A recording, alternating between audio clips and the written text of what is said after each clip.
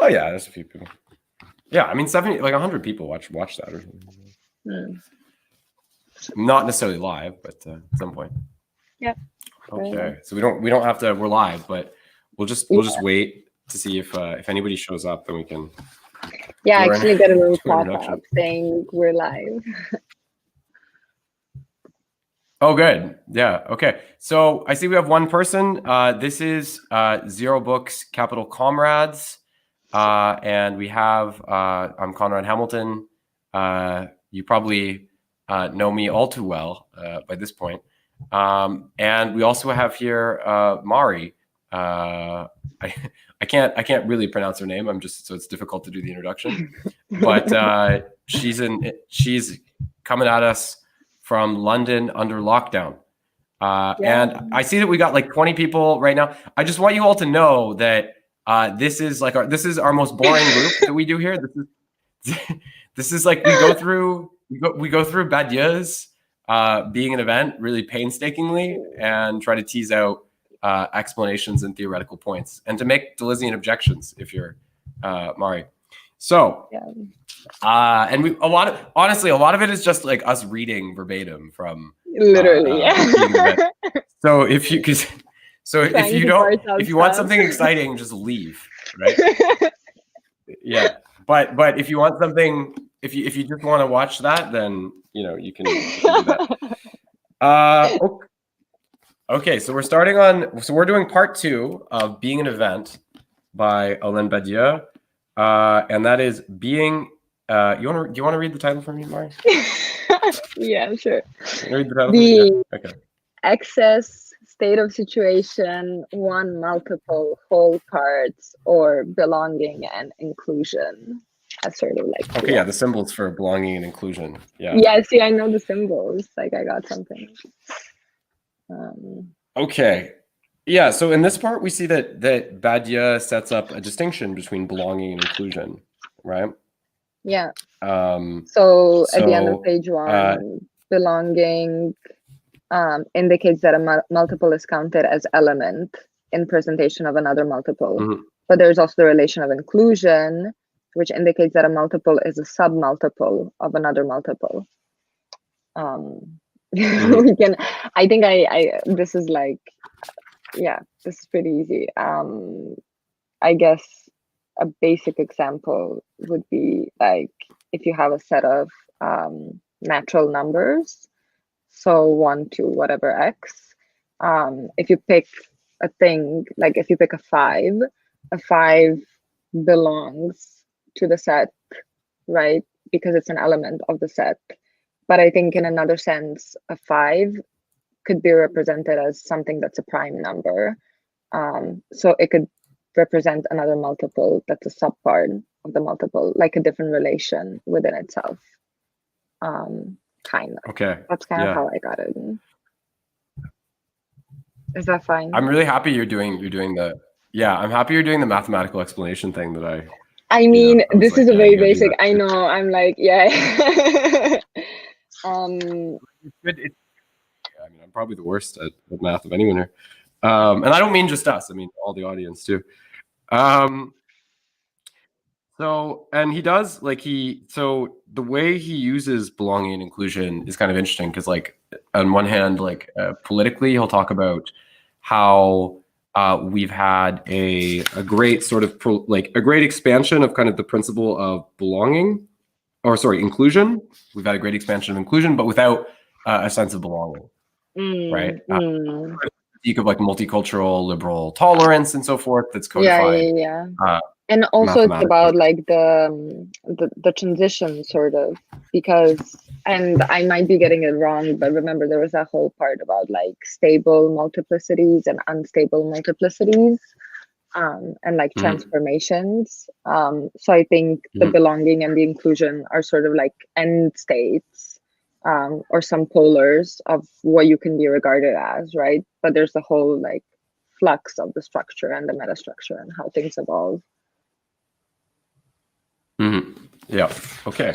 Good. Okay. Yeah. Well, and he uses he uses some different synonyms right? For Yeah, belonging and inclusion as well throughout this. Yeah, which is something you have to keep track of in this book, right? Is the way that he uses those quite elusively sometimes.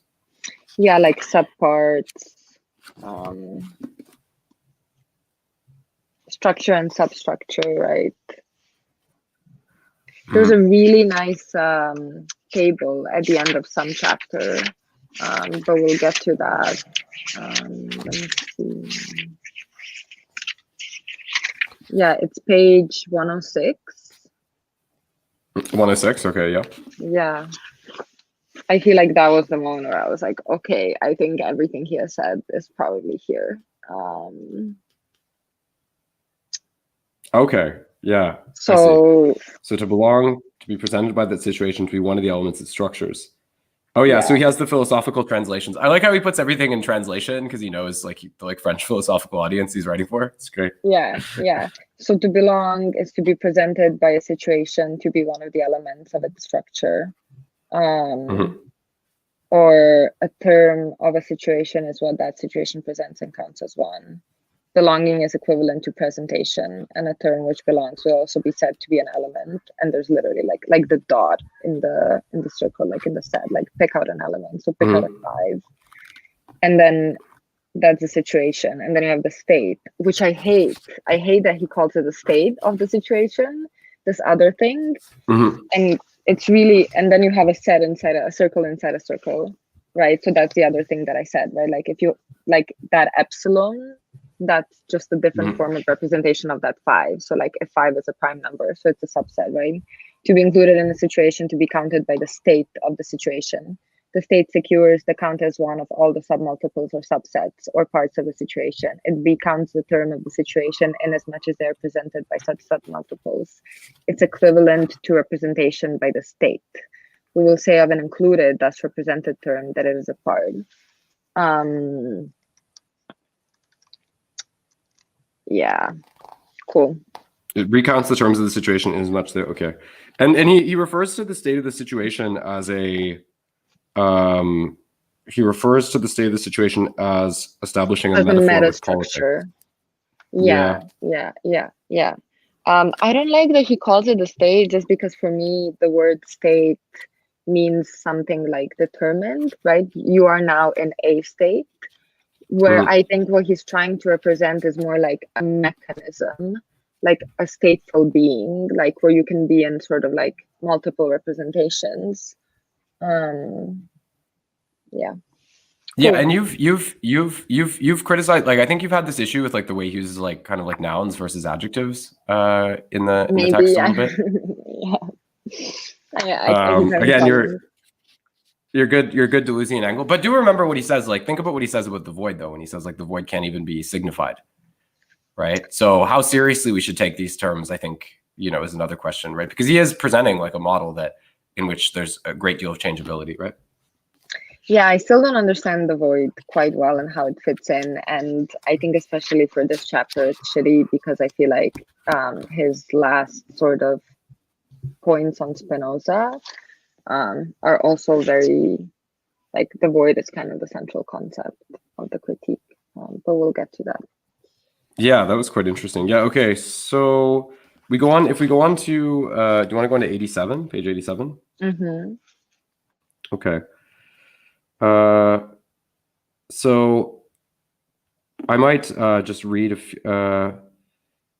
even if for commodity's sake we sometimes use the word part to designate a subset, there is no more a concept of a whole and thus of a part than there is a concept of the one. There is solely the relation of belonging, right? So he is kind of setting things, like he is trying to avoid like a static presentation, right? When he describes the notion of belonging, right? Finally, belonging and inclusion, with regard to the multiple, concern two distinct operators of counting, and not two different ways to think the being of the multiple. The structure is itself, which forms a one out of all the multiples which belong to it.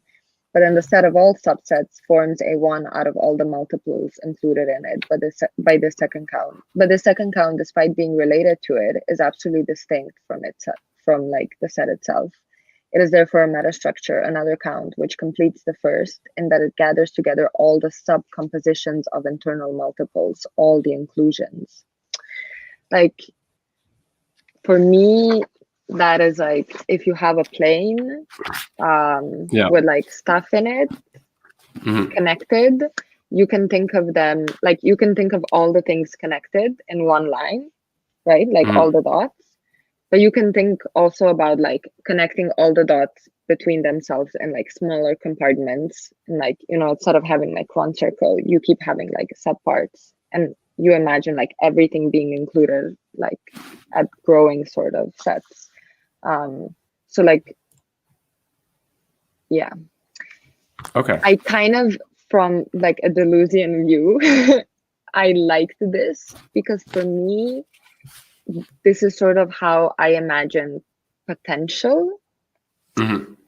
Because it's not really that all of these sort of metastructure and subparts are constantly interacting with each other, right? Like they're more present or less present. They have more or less force. They're more or less prominent. Like there's definitely a dynamic, but like some of it also, like some of them arise, right? So it's the potentiality for like everything.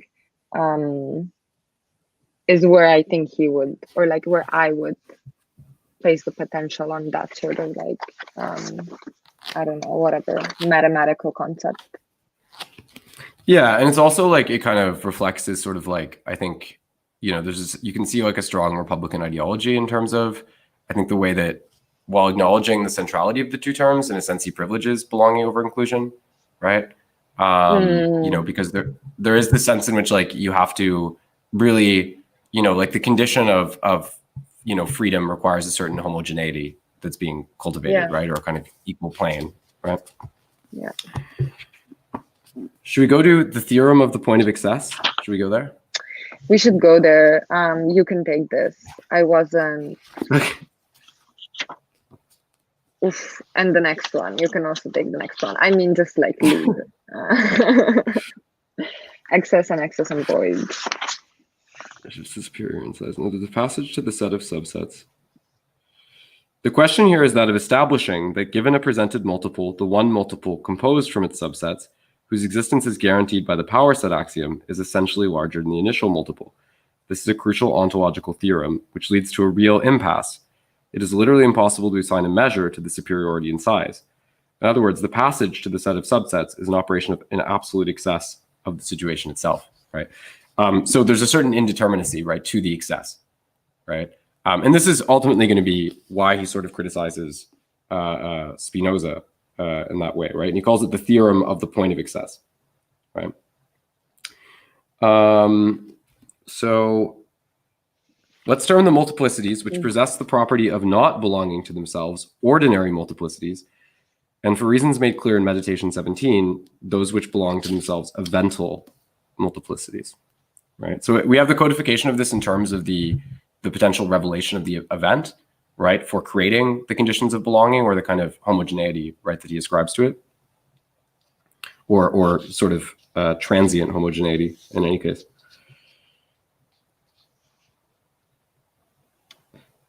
So he says, no multiple is capable of forming a one out of everything it includes.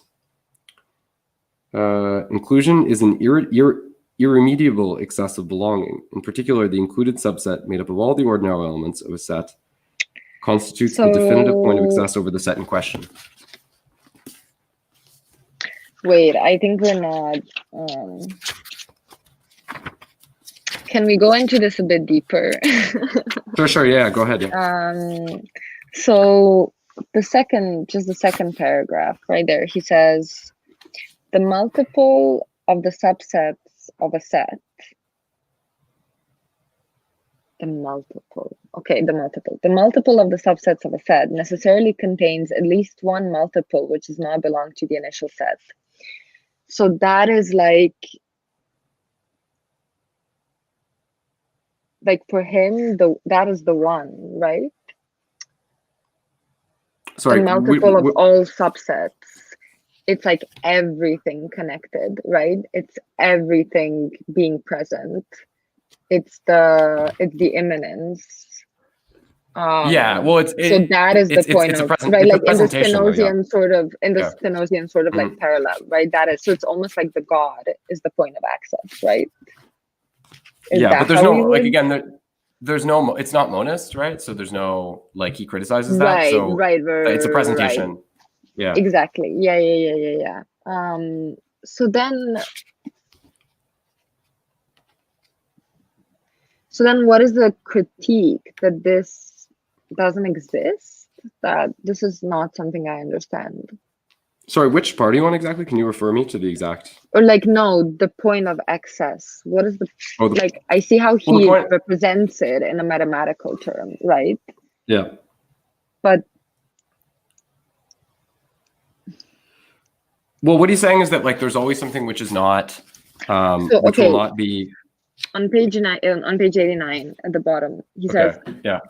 there is always, whatever the set is, at least one element here in the power set, which is not an Yeah. element of the set. So that is this like whole thing, access, right? That is to say, no multiple is capable of forming A1 out of everything it includes. So I think then that's a critique of like being God, right? Like no single element can actually form A1 out of everything of all the subsets. So no single thing is included. Yeah. Like yeah. this. No, that's. Yeah, it's a critique of Okay. totalizing, like sort of Okay. totalizing ontology, right? Cool. Then Which is his. I'm good. Yeah. Then I'm good.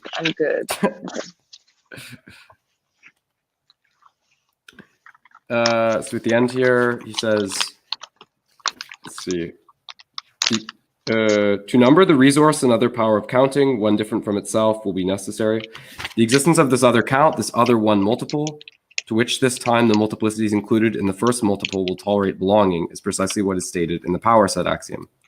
Once this axiom is admitted, one is required to think the gap between simple presentation and the species of representation, which is the count as one of subsets. So the count as one of subsets is what represents the thing. We can't say represents, right? Represents. Right? There's a hyphen there. Yeah. So for him, this is like, right? I'm getting this. This is almost like an imagined thing, like a derived thing. Yeah. Well, and it's like, well, I wouldn't say imagine, but like it just refers to like the impossibility of like totalizing any situation. Yeah. Right. So there's always a need to. There's because in a way, like if you think of what he's doing, right? Like he's pursuing. It's a post processing step, I guess. Yeah. Well, in a way, if you think of what he's doing, like if you think of something like Kant, right, where you have kind of conditions of knowledge which are established, in a way, he's going to ontology like Plato, but in a way, he's like I don't want to say Kantianizing, but like there's a finitude which for him plays out in the domain of ontology rather than the domain of epistemology. Yeah. Right. Yeah, so this is why like he doesn't think language is the be all end all when it comes to truth, right? Yeah, absolutely. But it's also very like anti-Bergsonian, anti-Spinozian as well. Yeah, anti-Spinoza, but as we'll see, he has a lot of respect for Spinoza. In what sense would you characterize it? In what sense would you characterize it as anti-Bergsonian? How would you characterize it that way? Because like I think Bergson genuinely believes that like you have, I think like for him it's probably plausible that you have a direct connection to everything through the intuition and empathy. Okay. And also then through the totality. And then he also has a lot of interesting theories on like energy and time and memory and like representation that sort of play into that. So I can see like, totality being a very, very important part of their sort of thought. Access to it, definitely. Well, yeah, I guess like with vitalism in general, right? That's sort of people's complaint, right? Like, is that it presupposes a certain kind of ontological. So Bergson I think he did stuff with lenses and light a lot. And that's why Bergson takes after him and goes a lot into wave theory. And there you get a lot of interesting sort of like parallels. And Spinoza was a lot like that, right? So for Spinoza, the whole point about like different modes is that right, like the body and the, you were telling me that, weren't you telling me that? It was like looking, when you put those filters and you have like a light point, you get two images from the same light source. I don't know anything about anything except for what I'm doing. So it's quite possible that some version of me may have said that to you at some point. So basically, if you have a laser and you put two filters, like blue and red, you will have two dots on the wall. So these are just like weird, like light wave theory stuff, where you get a lot of like almost application of things, and it gets into, so I think they did a lot of like, they were more on that. Anyways, sorry, diversion. Interesting. No, interesting. So now we're getting into the void, right? So one of the opening propositions here, he says with the void is a subset of any set. It is universally included. And at the same time, the void possesses a subset, which is the void itself, right? So I never got this, I guess, like, but okay. Well, I think he's just saying that, like, so like the void is universally included insofar as it is not included, right? It's non-being, right? It's non-being. Well, it's not even non-being, I think, but because like that would already be assigning it like the status of a contrary in a way that I think would be, but I get your point. Yeah, that's basically it's a generative non-being, let's say. Yeah. But then he's also saying that, like, you know, I mean, if I could be misinterpreting this, but I think what he's saying is that like the term of the void also fails to incorporate the void. Right? Yeah, something like that.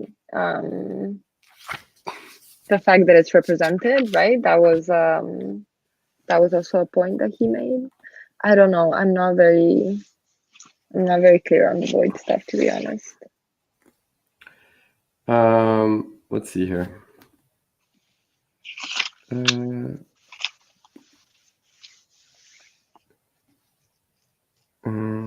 just trying to find something to be helpful here.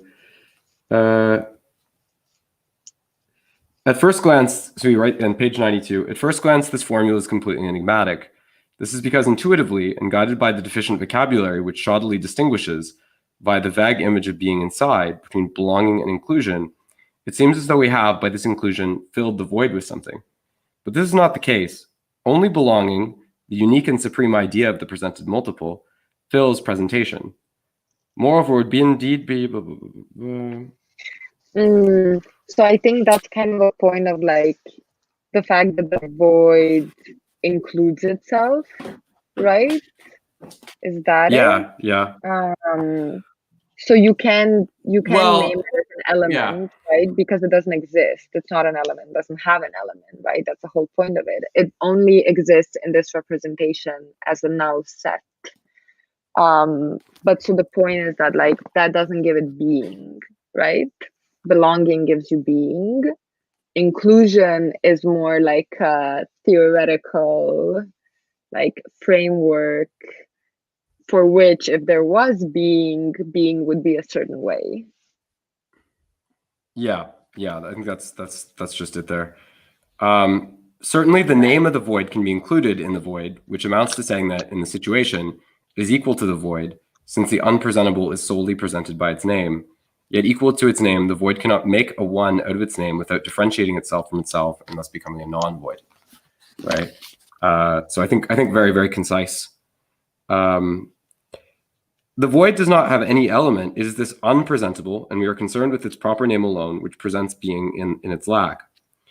It is not the void which belongs to the set, because the void belongs to no presented multiple, being the being itself of multiple presentation. What belongs to the set is the proper name which constitutes the suture to being of the axiomatic presentation of the pure multiple, that is, the presentation of presentation. What's Okay, interesting so I think that's about the null set in mathematics is that, like, for me, intuitively, like lack of being, right, or non-being is something that potentially every element would have as its potential, right? Potential to not be. So every subset would include like a null set, but that's not true. So it's not like if I have 10 set, if my power set, so I have 10 sets in a set, so I have a 10, it's not like I would have 10 null sets. There's always only one null set. There's always only one void. It's like a proper name. There's no two voids. So it's this weird thing. Well, yeah, it functions quite ontologically in Badge's work, right? On that, you would think on that. Yeah. With respect to what you're saying, should we go to one? Oh, sorry. Continue. Yeah. No, I was just gonna say like like the end of things, maybe. Yeah. Okay. Well, yeah. Something. You're gonna get me depressed with the elections. So. Oh, do you have any? How appropriate? Guesses? You know, I mean, I think there's a good chance. Would you bet on it? You know, I wouldn't bet for Trump, but I think he could win. You know, I think it's possible. But would you bet on anyone? No, I wouldn't bet on anyone. I wouldn't. Put I wouldn't bet on anyone either, dude. I'm just waiting to see. If I was forced to bet my life on it, I might bet Biden, but I wouldn't be very comfortable. You know, I'll tell you that. Yeah, exactly. I'm not sure if that's what I believe in or that's what I want to believe in. So should we go to one count as one, unicity and forming into one? So so now we're past the void, so you can get a bit more involved, right? I feel like I've been involved though, right? Like I say I'm not going to be involved and then I get involved. No, you're actually really good. This is really good. We're doing well. This is so much better than the last one. We were so shit in the last one. I think we were okay. You know, I mean, it's not we're not good, but it's not an easy book, you know. So that's true. Okay, let me see what I underlined here. The one as such, as I said, is not. So no God. It is always the result of a count, the effect of a structure, because the presentative form in which all access to being is to be had is the multiple, as multiple of multiples.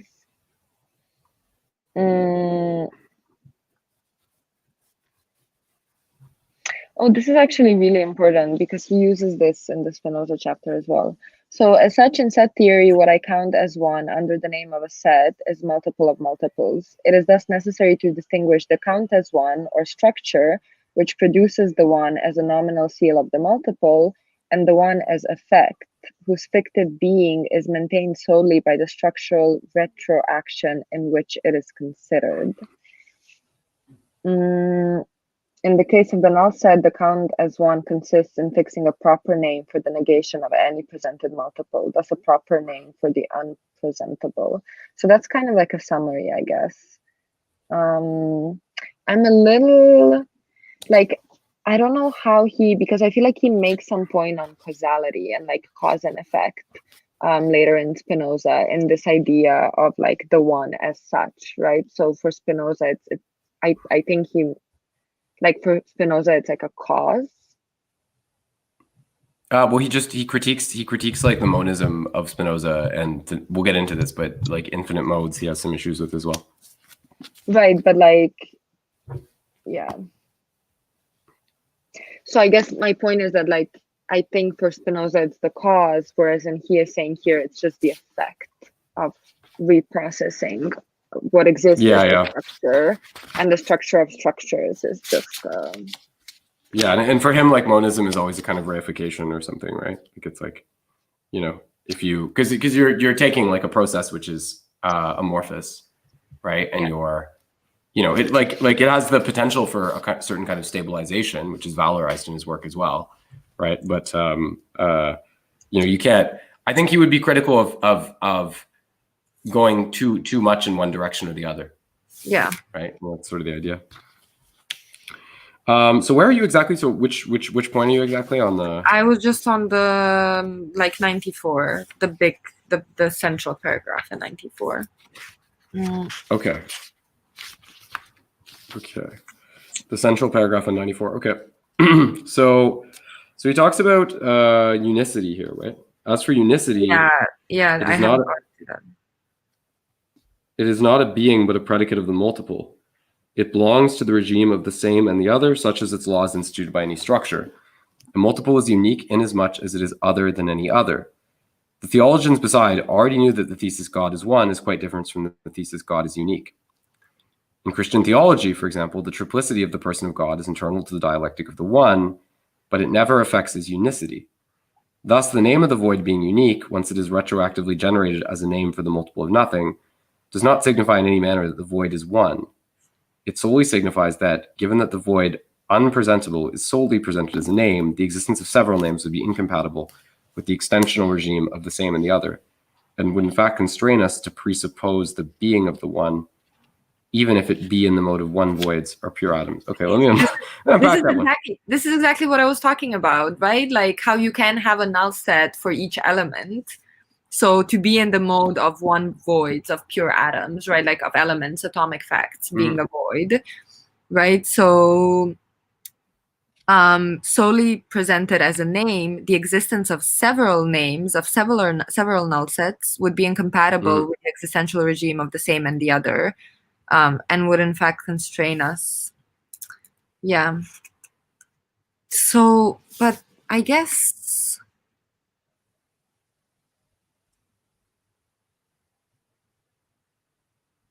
So he's likening the presentation. I think he's likening the presentation of the void. Like the null is one, and he's like the God is one. Well, you're talking about the void.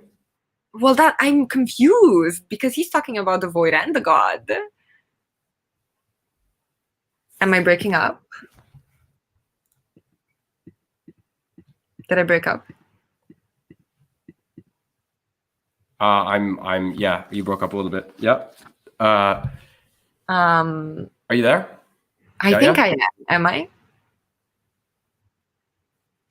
You're there. Yeah. Okay.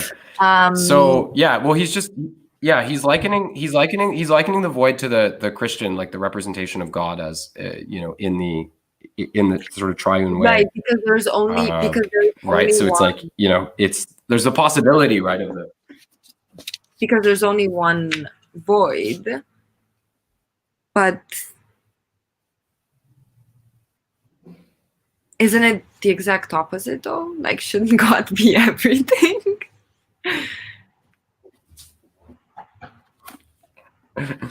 Well, wait, like, okay, yeah, I mean, like, so you're taking issue with the way that like the void is like what you're criticizing is that the void is singularized, right, in relation to each instance, but then like he's presenting it as like this all-encompassing thing. Is that how I'm understanding it? So right. So I can imagine. Yeah. What you're can you hear me? Yeah, I think I'm just lagging behind you. Let me just do this again. I'm just gonna.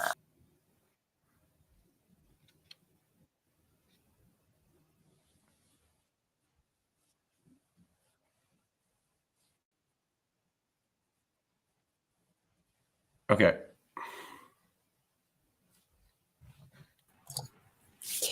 I'm pretty sure it's on my side because my internet is just garbage. No, I think I actually like flipped out. But so here's the thing, right? Like the void is not a part of everything. So it's not like it connects everything on some level because the void is only one. It's this proper thing. It's this unique thing. But he's comparing it to the God. So he's comparing the one, capital O, of void to the capital O1 of God. But for me, one of the God is the fact that it connects everything. So it makes everything one. It's not one, like actual one. But maybe I'm not getting it quite right. Yeah, well, he doesn't have that kind of thing, right? Like that's not present in his system. So I think he's just seeking for some kind of approximation of that, right? Because there's nothing like that in being an event. Yeah. I mean, you can argue that I mean, you know, like Badia's, all his arguments are just like analogistic, really, right? So it's like, you know. Yeah. Okay. Yeah. So we go down. Forming into one is not really distinct from the count as one. It is rather a modality of the latter, which one can use to describe the count as one, applying itself to a result one. It is clear that forming as one confers no more being upon the one than does the count. Here again, the being of the one is a retroactive fiction, and what is presented always remains a multiple, even be it a multiple of names. Okay. I can thus consider that the null set, which counts as, that's the null set, I believe, it counts as one the result of the originary count. The one multiple, which is the name of the void, is the forming into one of this name, right? So, you know, like it's like this, like there's a... He says, but unicity is not the one. Like, okay, so why are you talking about it? Like, where is unicity for him? Well, what the weird tension is, like, is he suggesting that God is just like actually the Trinity, but not God? I mean, that's almost like, you know, that almost seems to be like, he almost seems to be suggesting that God is like the Trinity, but not God, you know? I mean, I get, like, it's kind of an interesting, okay.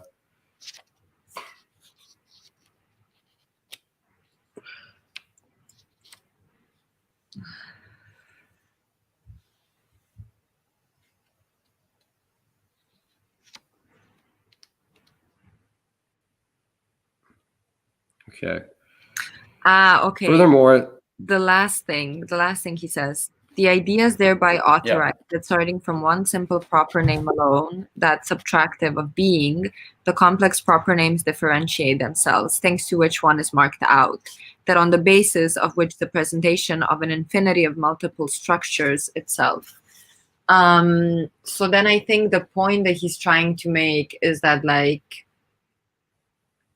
there's a distinction between things that is necessary, that being something only exists insofar as you're not something else, that's how you differentiate yourself, right? Like, but then what gives rise to the first differentiation of something is the nothing. So the something differentiates itself over the nothing. The nothing is the first thing that is unique on its own. It doesn't need to compare itself to anything else, right, to assert itself, because it just isn't. So then you have the first differentiation of something that is from nothing, and then everything else that is differentiates itself from everything else that is. So the nothing gives the possibility of distinction, and distinction is what creates, or like is a prerequisite for structures and metastructures. Okay. Yeah, so the void kind of like, the void donates this capacity, right, is what you're sort of suggesting and saying. Yeah. Okay. Yeah. Suggesting, he's saying, literally. You're reading quite a lot into this. I mean, we're trying to draw the... It's hard to draw the broad points. If I was him and I was trying to save him and save this chapter, that is what I would say that he was saying.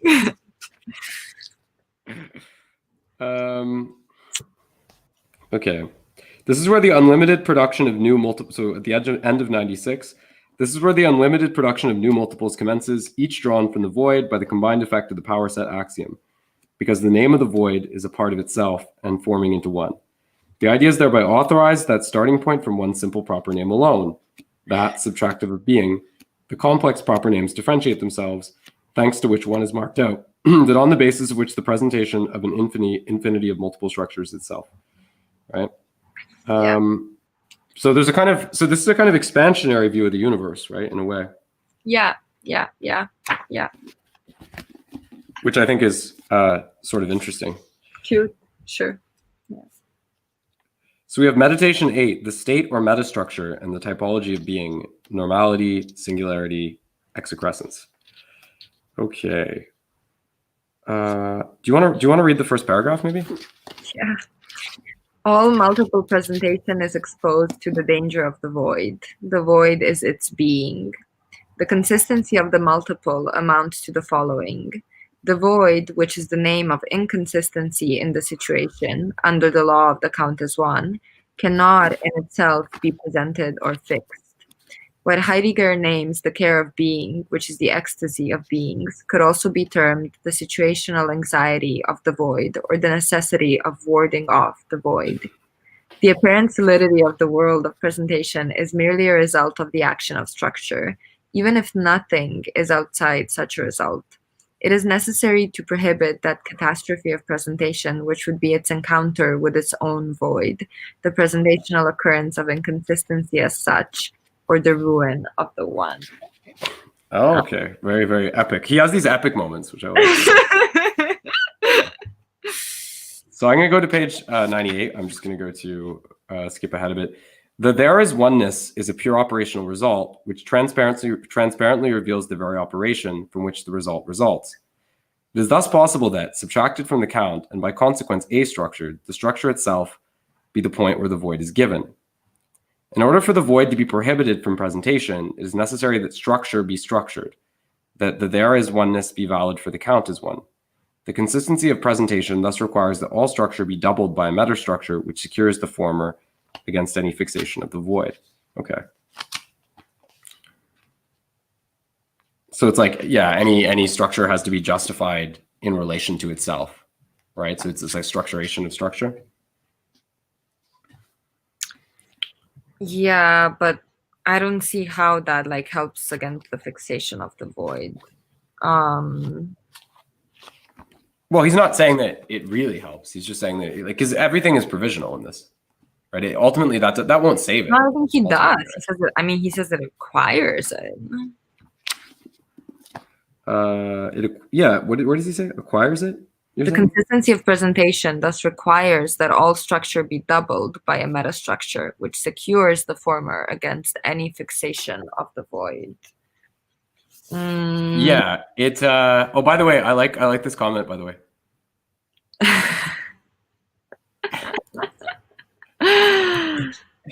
So I think that's the first time we mentioned. Where was Heidegger? I didn't even. Where was Heidegger? Yeah, we're not really talking about Heidegger here. I think it's funny though. We get sort of the Marxist camp over here. You know. Okay. So okay, I think I get what he means, right? Like, so if you're in a set or in a thing, or you're part of the thing, you could become the void. Like you can, maybe there's no thing again. But if that thing is a part of another thing, then like there's that other thing that helps you. So like you're still a part of that thing, even if your thing disappears, and you'll become another thing and part of this other thing. But I don't see how that doesn't help. Like, what if everything stopped? But I guess not everything can stop. Let's go over to 99 in the 1, 2, 3, 4, fifth paragraph. He says, due to a metaphorical affinity with politics that will be explained in Meditation 9, I will hereafter term state of the situation, that by means of which the structure of a situation, of any structured presentation whatsoever, is counted as one, which is to say the one of the one effect itself, or what Hegel calls the one. Okay. What is the operational domain of the state of a situation? If this metastructure did nothing other than count the terms of the situation, it would be indistinguishable from structure itself, whose entire role is such. On the other hand, defining it as the count of the count alone is not sufficient either, or rather, it must be accorded that the latter can solely be a final result of the operations of the state. A structure is precisely not a term of the situation, and as such it cannot be counted. A structure exhausts itself in its effect, which is that there is oneness. Okay. These make sense. Do Do you have anything here you want to say? Or we can go up to, we can go to 100 if you want. I don't know if you had anything you want to add. Yeah, no. We can go to 100. Okay. He talks about belonging and inclusion again. I feel like this is just like a lot of it is sort of solidifying stuff. Yeah, he does a lot of that, and it's definitely yeah. So like end of 101. The domain of metastructure is parts. Metastructure guarantees that the one holds for inclusion, just as the initial structure holds belonging. Put more precisely, given a situation whose structure delivers consistent one multiples, there is always a metastructure, the state of the situation, which counts as one, any composition of these consistent multiples. What is included in a situation belongs to its state. The breach is thereby required, via which the errancy of the void could have fixed itself to the multiple, in the inconsistent mode of a non-counted part. Every part receives the seal of the one from the state. Okay. That was at the end of 101, you said? I guess there's only one level above the structure that you can go, right? Like there's the structure and the meta structure, and then that's it. Like there's no meta, which I was thinking you could go into. You want to go to meta? Meta. So he says the state of a situation is the riposte to the void obtained by the count as one of its parts. This riposte is apparently complete, since it both numbers what the first structure allows to inexist, supernumerary parts, the excessive inclusion over belonging, and finally it generates the 1-1 by numbering structural completeness itself. Thus, for both poles of the danger of the void, the inexistence or inconsistent multiple, and the transparent operationality of the one, the state of the situation proposes a clause of closure and security, through which the situation consists according to the one.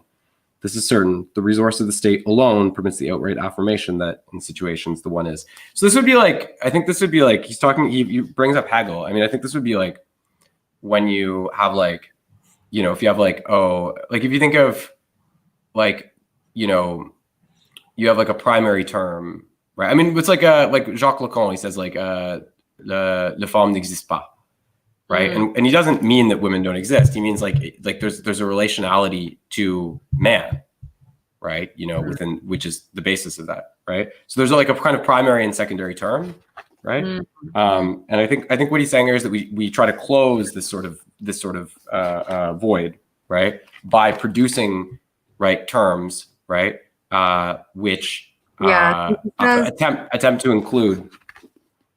Like on 103, I will call normal a term which is both presented and represented. I will call excrescence a term which is represented but not presented. Finally, I will term singular a term which is presented but not represented. So normal would be like a man. Would a man be normal? And then excrescence would be a woman. And then singular would be like me, a specific woman. Do I get to exist? So I call normal a term which is both represented and represented. I will call excrescence a term which is represented but not presented. Finally, I'll term singular which is presented but not represented. Yeah, I think that's interesting. I mean, I can't, you know, so like normal is what is included, but I think that does make sense. Normal is what is included and belongs. Yeah. No, actually, let's not go there. Let's not. Well, it does seem like it, but it does seem like represented but not presented. I mean, it does seem like excrescence is that it seems like that indexes to inclusion. Yeah, right? Exactly. And then it seems like singularity. So I don't know whether we can say that singularity is like belonging.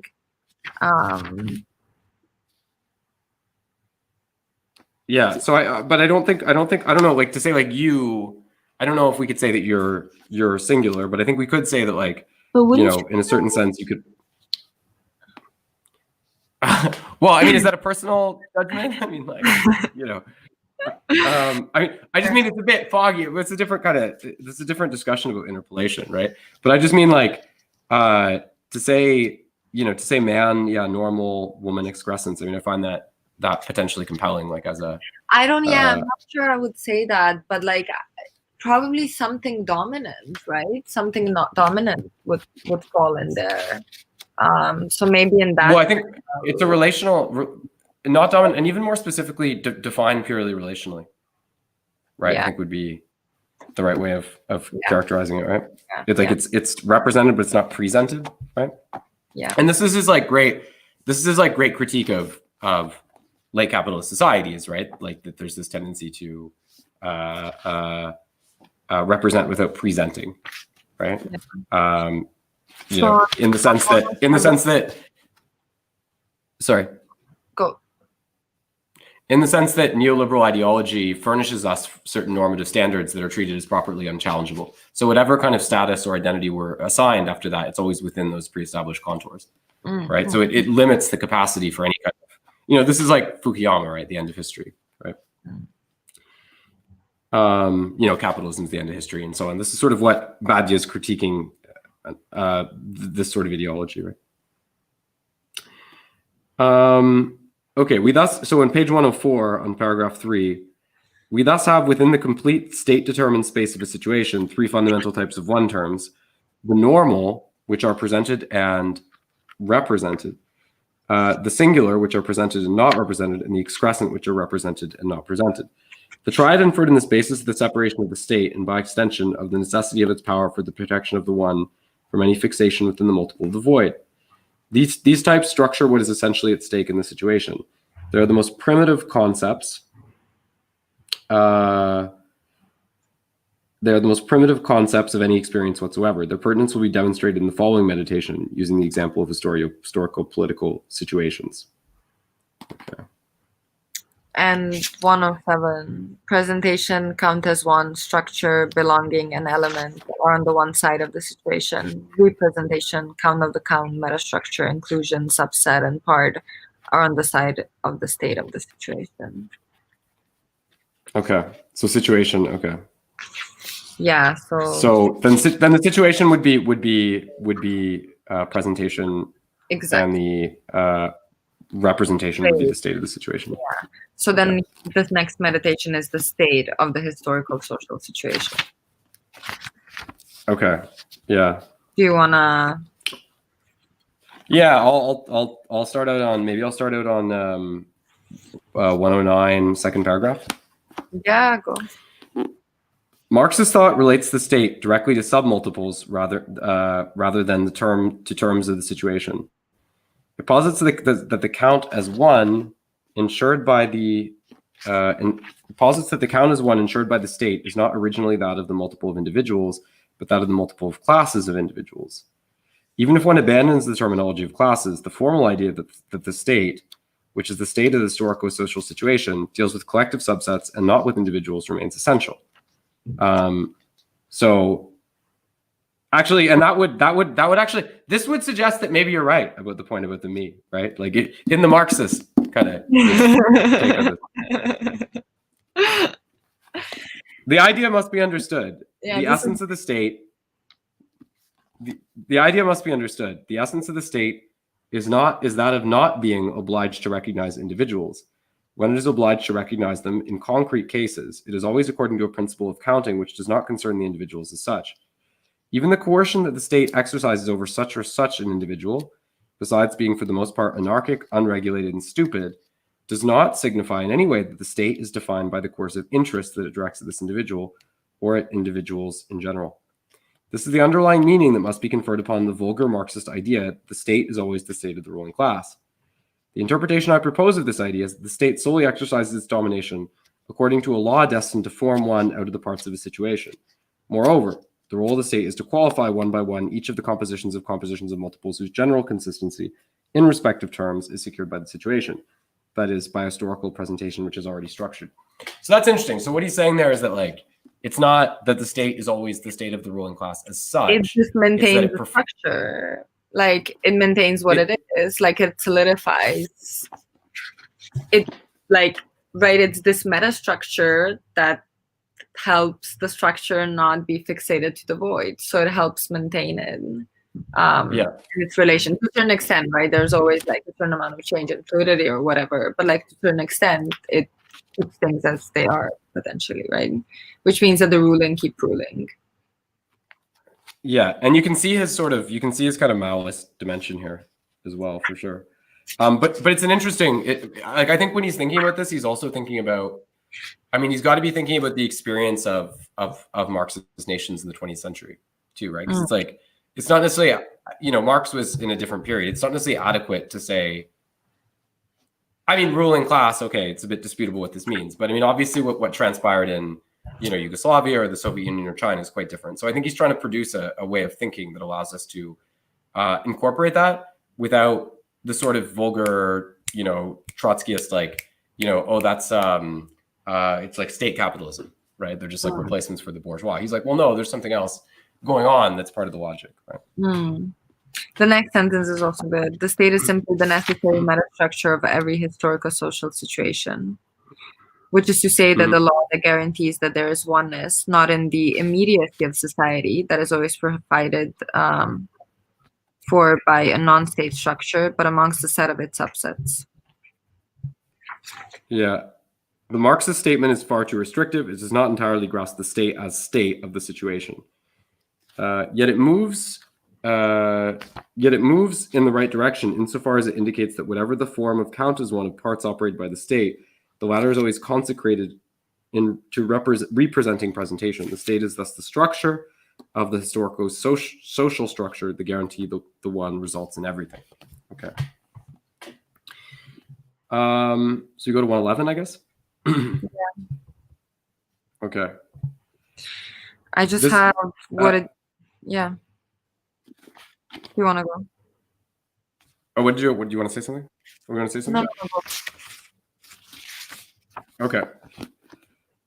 This is what clarifies the administrative or management function of the state, a function which, in its diligent uniformity and the specific constraints imposed upon it by being the state of the situation, is far more structural and permanent than the coercive function.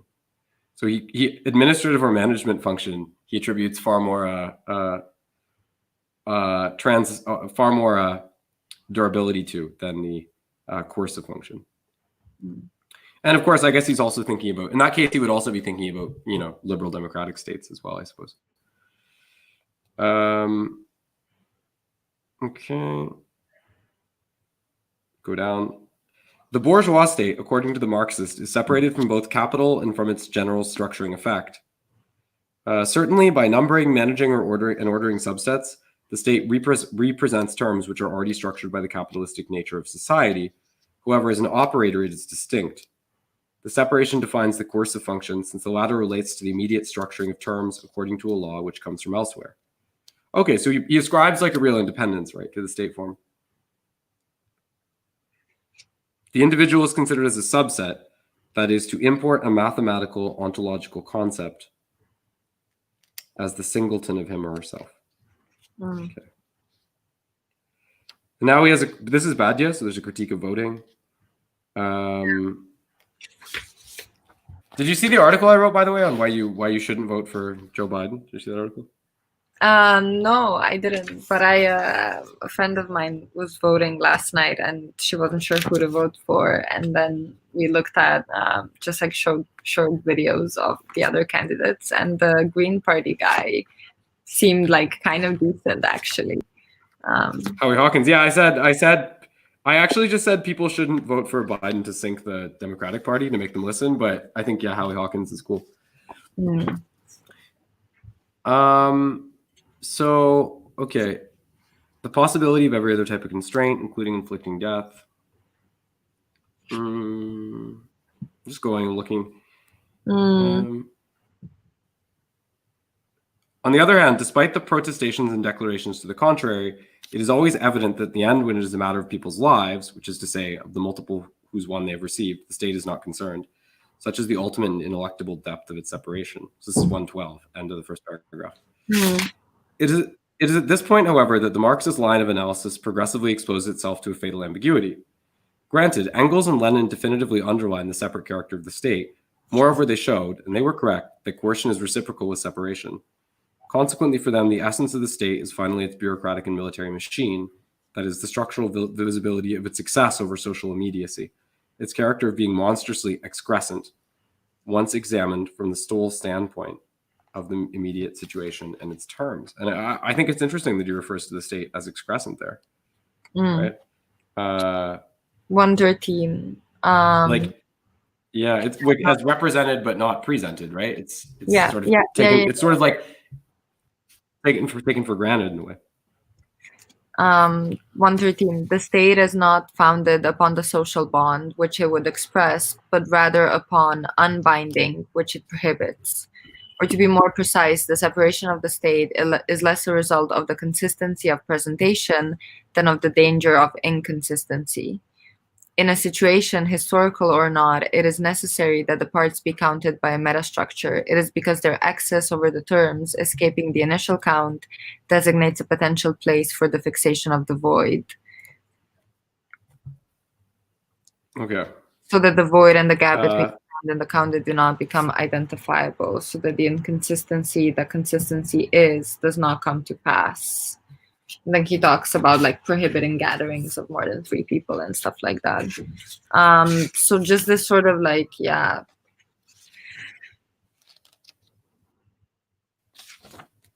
don't know. Well, the state has to, sorry, what are you saying? You said? Like a tying thing, right? Like almost like an anti-anarchy idea. Well, the state wants to prohibit forms of belonging that don't index to it, right? I think this is the idea. Exactly. Right? Yeah.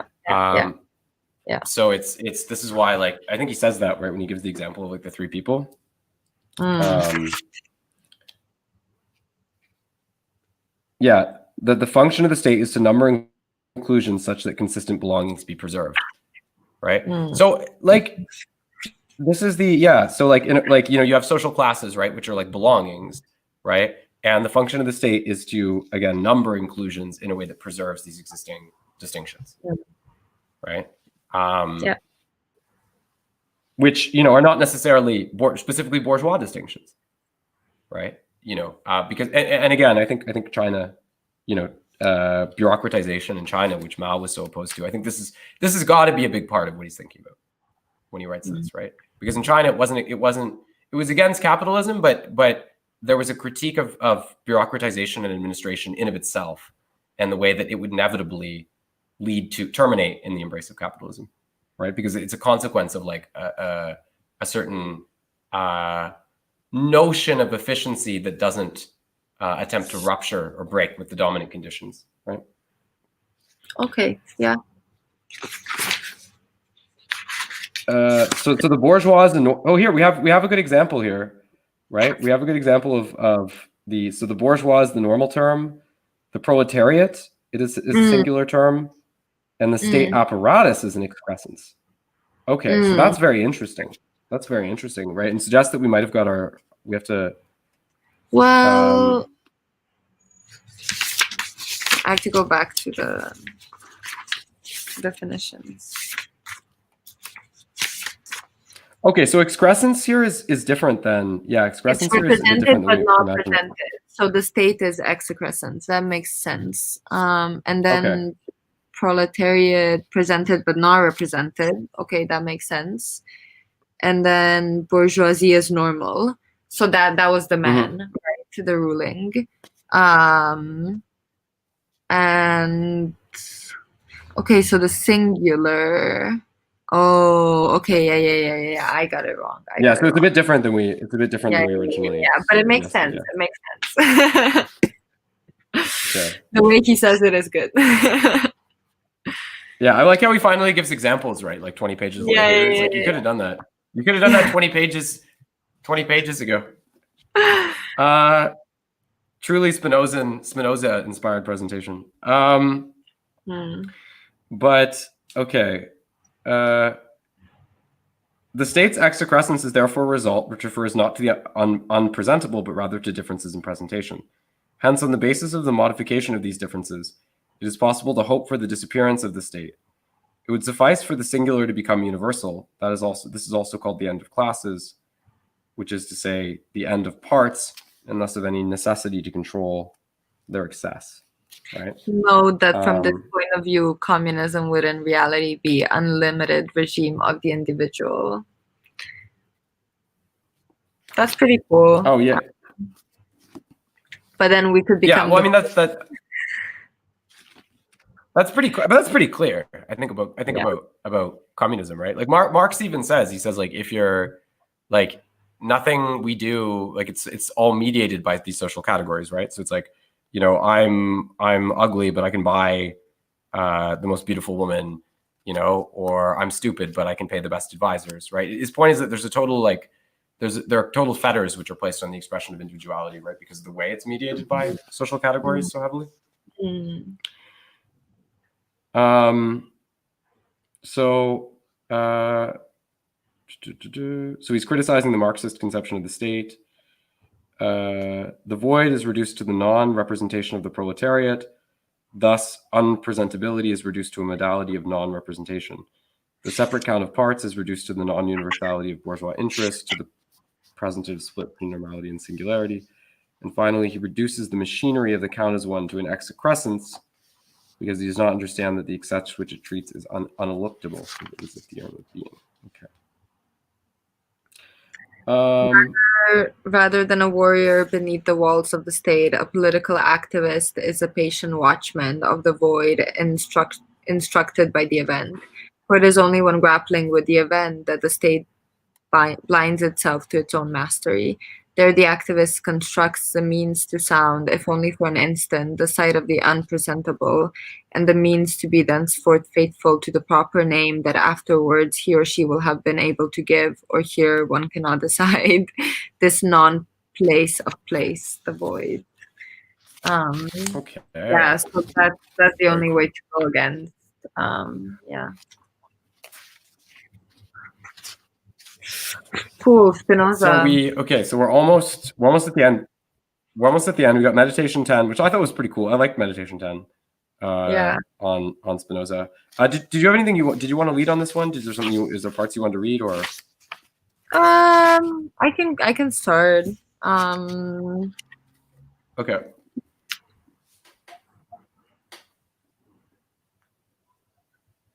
Yeah, I guess maybe the quote is actually important. Wait, can I read this? Quid est inde est, or all situations have the same state. So yeah, I think the first paragraph actually. A composition of multiple individuals is actually one and the same singular thing, provided that these individuals contribute to one unique action. That is, insofar as they simultaneously cause a unique effect. In other words, for Spinoza, the count as one of a multiple structure is causality. Whereas remember, for Badiou, it's effect. Right? Yeah.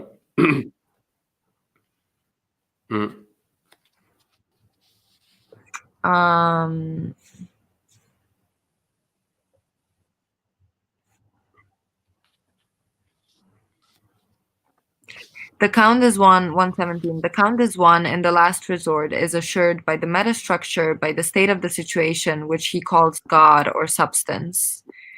Spinoza represents the most radical attempt ever in ontology to identify structure and metastructure, to assign the one effect directly to the state, and to indistinguish belonging and inclusion. Yeah, exactly. I mean, presentation and representation all the way. I think it's much nicer. I don't think we need all these distinctions, but okay. God is the immanent, not the transitive cause of all things. I think Badia is a pretty eloquent system. Yeah. No, I'm just saying I'm more of a fan of the Spinozian one. But yeah, at the end of the page, God is immanent, not the transitive cause of all things. A thing is thus a mode of God. A thing necessarily belongs to these infinities and infinite modes which follow divine nature. In other words, whatever the thing be that it is in God. Everything that belongs is included, and everything that is included belongs. Yeah. So then he says, and then he also makes a point. He says, 118, we must distinguish between being qua being, the substantiality of substance, and what thought is able to conceive of as constituting the differentiable identity, the essence of being, which is plural. So like attributes, right, and modes. What else? An attribute consists of what the intellect perceives of a substance as constituting its essence. I would say the following: the one of being is thinkable through the multiplicity of situations, each of which expresses that one. Because if that one was thinkable in one manner alone, then it would have difference external to it. That is, it would be counted itself, which is impossible because it is the supreme count. Okay.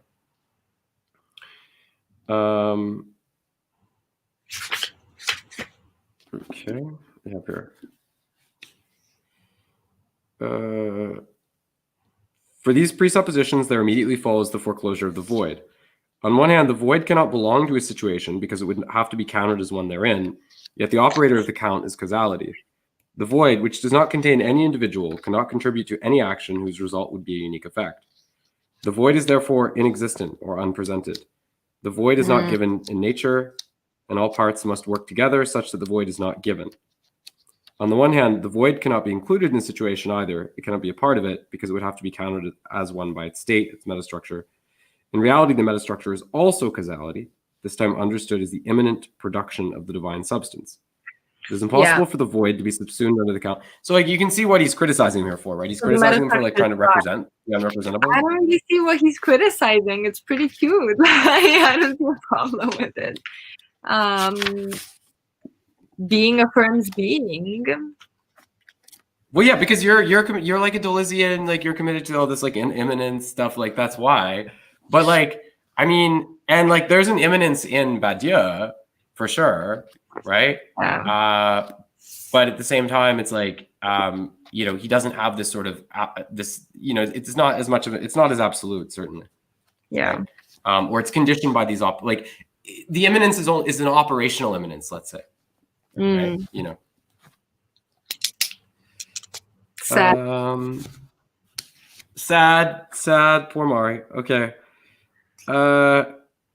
So 120, midway through the second paragraph, Spinoza posits that the knowledge of the effect depends on and envelopes the knowledge of the cause. Is it conceivable that the knowledge of a finite thing envelop the knowledge of an infinite cause? Would it not be necessary to traverse the void of an absolute loss of reality between cause and effect if one is infinite and the other finite? A void, moreover, that would necessarily be immanent, since a finite thing is a modality of God himself. It seems that the excess of the causal source reemerges at the point at which its intrinsic qualification, absolute infinity, cannot be represented on the same axis as its finite effect. Infinity would therefore designate the state of success over the presentative belonging of singular finite things. So he's criticizing, like, there's a reason why Spinoza follows after the section on the state. Yeah. No, I get it. I mean, I don't know. And he's going to loop this in. Sorry, continue. Well, I don't know Spinoza enough, but like the answer is somewhere between like the modes, right, and the attributes, or something like that. That's kind of where the critique is. I didn't quite get that very well. Well, it's Spinoza categorically affirms that beyond substance and modes, nothing is given. Yeah. Attributes are actually not given. They name the situations of a donation. If substance is infinite and modes are finite, the void is ineluctable, like the stigmata of a split in presentation between substantial being qua being and its finite immanent production. Yeah, but I mean, you can understand. It's very. Sorry, continue. To deal with it, Spinoza is led to posit that the couple, substance as modes, which determines all donation of being, does not coincide with the couple, infinite finite. The structural split between presentative nomination and its extensive qualification naturally cannot occur on the basis of there being a finitude of substance, since the latter is absolutely infinite by definition. There is only one solution, that infinite modes exist. Or to be more precise, since as we shall see it is rather the case that these modes inexist, the immediate cause of a singular finite thing can only be another singular finite thing. And on contrario, as supposed, the infinite thing can only produce the infinite. Where did you go there? Sorry. Right okay. below. Oh, I see where you go. Yeah, right below. 121. Okay, yeah. Yeah, but so basically, then we say establish that everything which follows from the absolute nature of any God's attribute is infinite. Establish that everything which follows from an infinite mode is in turn infinite, such is the immediate infinite. Having reached this point, blah blah blah. This is the critique. This is the. It's very close to Hegel's critique of Spinoza, by the way, which is basically that like there's a certain inflexibility in the relationship of substance and attributes, which I think, you know, this is the same, like the absence of like a proper transitive principle is what Badiou is going to seize on as well. And it's so close that I think it's clear to me that he's read. It's so close. It's clear to me that he's read Hegel's critique of Spinoza. The problem that I have is that I don't think of infinite as bigger in quantity. I think of infinite as like absolute connectedness. Okay. As immanence. So the infinite finite is, I think it's more about like potentiality and actuality than infinite and finite when it comes to thinking about like modes and attributes. So I just don't like the sort of quantification of the thing. But again, I don't know enough Spinoza to like actually argue this.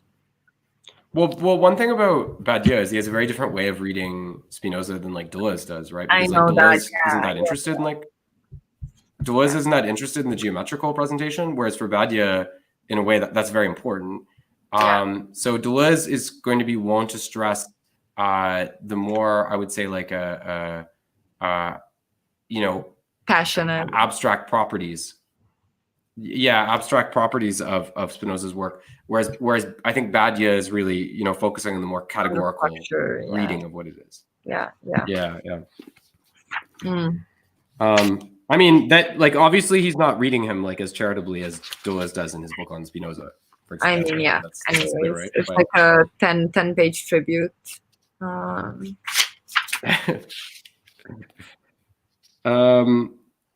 Okay. I mean, honestly, I would just actually, yeah, go for it. What were you gonna say? You would actually.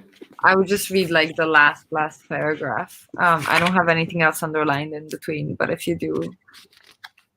Okay, yeah, let's. I can read the last paragraph then. We'll can do that. Necessary but existent, the infinite mode. Necessary but inexistent, the infinite mode. It fills in the moment of its conceptual appearance, being also the moment of its ontological disappearance, the causal abyss between the infinite and the finite. However, it only does so in being the technical name of the abyss. The signifier infinite mode organizes a subtle misrecognition of this void, which was to be foreclosed, which insists on erring beneath the nominal artifice itself, from which one deduced, in theory, its radical absence. Okay, and that is part 2. Good job. Dude, got through it. Good job. So his critique of. Oh yeah, there we go. Yeah, there you go. Okay. This is what people do now with COVID. Is this how people communicate? This is what my brother does always to me, so I do it to other people. Okay, he must be very cool. But yeah, I like that, and I think his critique of Spinoza is actually pretty simple, right? His critique of Spinoza is just that where Spinoza doesn't have the concept of the void, which is not representable, he just substitutes it with like infinite modes is the only thing that could fulfill that function. But even that Badiou sees as inadequate to the task because of the way that it's still stuck in a certain sense within this, within like a categorical relational structure. right? Of, substance, mode, attributes, and this kind of thing. Yeah. Right. Yeah, okay, good. So you're good for you feeling good? You're not too frustrated or fatigued? No, I mean, I think this one was much better than the first one. Of Spinoza's critique, you mean? I just meant the whole chapter. You felt okay? The whole chapter. Yeah, I think this one was much better than the first one. Yeah, so let's keep going. I don't know.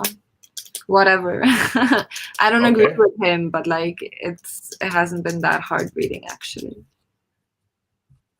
No, it hasn't been too bad. And 6 or 7 more weeks, we should be through it. And I'm getting more comfortable with the mathematical stuff. Like I'm starting to figure out what the symbols mean. And and when there's still like more stuff. Like I'm starting to understand his language more, I think.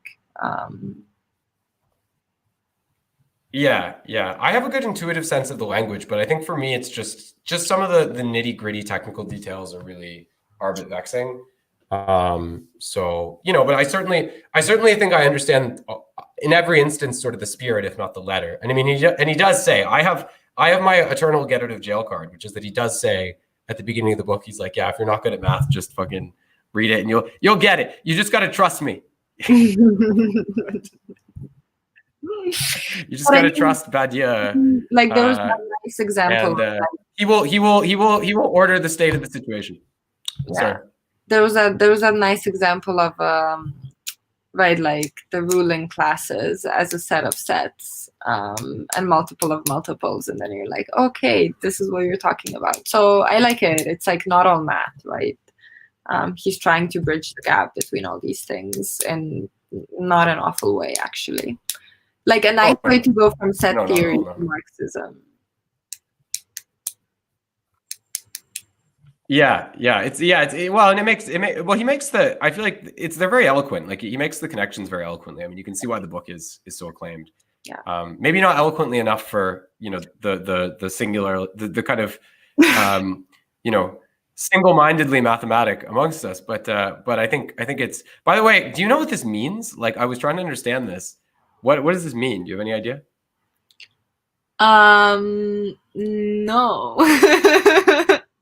who is Moloch? And then the same person wrote Conrad is based, which I appreciate What does that mean? as a compliment. But I just Googled Moldoc and I got nothing really, just people's names and stuff. So I have no idea what that means. I would be curious to know. It's actually the name of a Canaanite god associated with child sacrifice through fire or war. How do you feel about that? I don't know. I thought you're I think the truth is that Mari is an Orthodox Christian who goes on Lent but does it in a vegan fashion. I think is the so I think that represents the different aspects of your personality. I think. Dude, I mean, like I'm Orthodox, but I've also been baptized as a Catholic in secret, actually, by my grandma. But like I would call myself spiritual. Okay. Yeah. Very, very, very new age. I like it. Yeah. And I like how the religious conflicts in that part of the world have played out even amongst your childhood in terms of what you were baptized as, and it's fierce competition. Social structures, belonging. Okay, well, if we keep talking and having fun like this, there's a risk more people are going to watch us than before. So I think we should probably end now. Yeah. So we should get off the air. But thank you guys. Sorry. Well, it's been fluctuating. A lot of people came and went. Right now, there's 5. But thank you guys for coming out, for those who did and paid consistent attention. And we will be back hopefully probably next week, with the third part of Alain Badiou's Being an Event. And that's the text if you want to get it and follow along while we stumble around trying to understand what he's saying. So I'm Conrad Hamilton. This is Mari over here. Have a good night. Bye.